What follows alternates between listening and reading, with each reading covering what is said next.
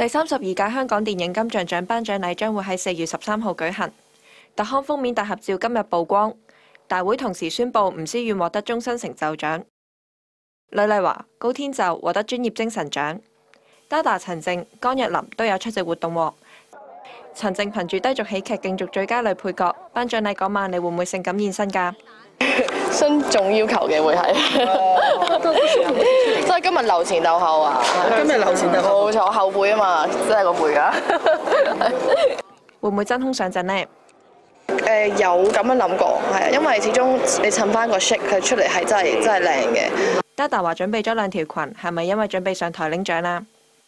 我頭先都喺度諗緊，死啦！我要嘅係要做好嗰個即係真係，如果我上台嘅時候冇獎攞，我反而係諗呢樣嘢，個表情要好寬容，要笑。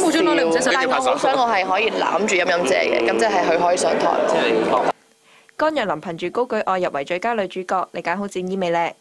而家都有好多選擇嘅，即係有啲品牌贊助啦，有揾設計師設計啦，咁同埋亦都即係周圍去睇咯。咁希望到時即係覺得呢個係人生嘅第一次，亦都唔知會唔會有第2、3次。咁所以覺得即係將最靚嘅即係最靚嘅狀態就俾呢件事啊。